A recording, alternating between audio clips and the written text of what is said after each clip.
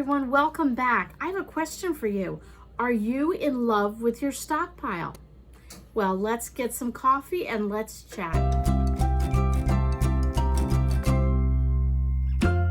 So tonight I want to talk about very quickly, are you in love with your stockpile? And why in the world did I move my stockpile? Well, here we go. Are you in love with your stockpile, or has it become a drudgery? I had, if you've watched some of my videos from 2 years ago, up and through fairly currently, I had my stockpile in a closet. When I moved it in there, it was 2018, middle to the end of 18, and I moved it in there because I had stuff everywhere and all over the place, and it was driving me crazy. And I wanted to sort of, regroup my stockpile and set it up nice and neat and orderly, which I did. Came up with a great system, a sticker system. I'll leave that link below on how to organize and how to rotate. All was really going quite well. Got through 2019, piece of cake, and then I don't know what you guys did during 2020, but around here it was a little crazy. So if you remember that, waiting on the line, stocking up, trying to get what you needed, all the rest, stockpiles became a thing.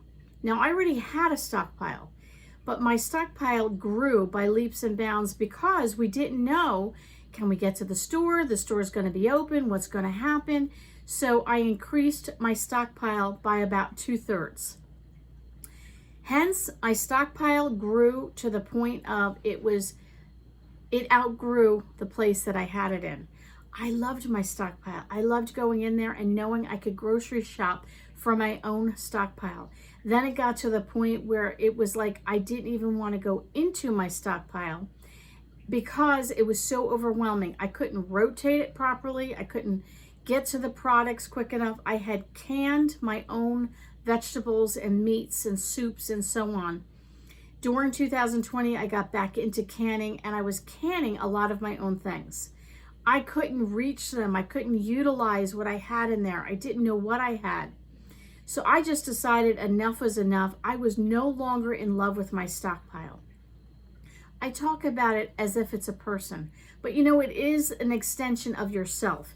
It's an extension of who you are and what you do. How you lay out your stockpile is part of your personality. How you organize it is part of your personality. How you use it is part of your personality. Everything that goes into it is usually part of your personality. I have a friend that thinks stockpiles are silly. She thinks it's ridiculous. And yet when I go in her house, she really, in a sense, has a stockpile. It's a small cabinet, and she's got things stocked in it. But she refuses to call it a stockpile because she thinks we're all crazy. Okay, that's her personality, though, with a lot of things in life. She just thinks people are silly for the things that they do. I go to other people who have a stockpile, and it is like their pride and joy. I have a cousin that was into canning to the point, 500-600 jars she would can, and she had a goal of getting like to 800, and she was part of canning clubs and all this. Now, she ate everything she canned, but they had a bountiful garden. They did a lot of hunting and fishing, and she canned everything that they ate, she canned. They grew it, they, hunted for it, they canned it, they ate it, they rotated it, and so on. So a stockpile really is part of who you are and how you feed yourself and or your family. Are you in love with yours? If you're not, maybe it's time for a change.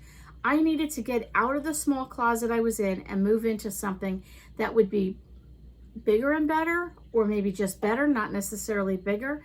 And that's what I did. So I took my stockpile from where it was, and we took everything out of it and we sorted it. Throwaway wasn't much, but there were some things I had to throw out for various reasons, and part of that was because I couldn't get to it and rotate it the way it needed to be. Then I had things I wanted to donate, then I had things I needed to use up right away, and then I had things that were going back in the rotation of the stockpile. We set it up. I knew the system I had wasn't one that I was going to like, but I had to start somewhere. So maybe you're kind of stuck in a rut and I don't like my stockpile. I don't like it. Change it. It doesn't have to be permanent, but start the process of making a change. So I changed it. I changed the location. I changed how I did it and where I stored it and everything about it. And my husband said to me, give it a whirl, try it for a couple of weeks and note what you like about it and note what you don't like about it. And then we can recreate it as we move forward, which is what we did.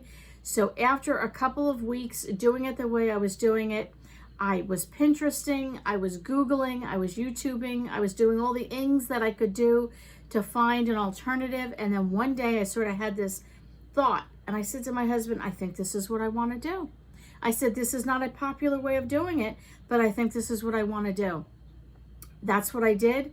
I am now in love with my stockpile. It works for me. And it's not the prettiest. It's not something that would win an award for look at this wonderful angelic stockpile. It's not behind closed doors. It's not a pretty pantry, a walk-in pantry like some people have. It's functional. It's super functional.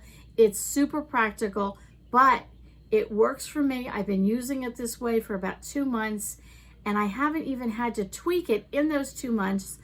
And I'm using my products up. I'm finding what I want. I know exactly where to put things. When I go shopping, I know where it belongs. It's great. Yes, I am now back in love with my stockpile. If you would like a more detailed tour of my super functional and practical stockpile, let me know in the comments below and I will do that. Come back tomorrow night because I have another video. Are you a slave to your stockpile? That is an interesting topic. Okay, we'll see you all on the next video.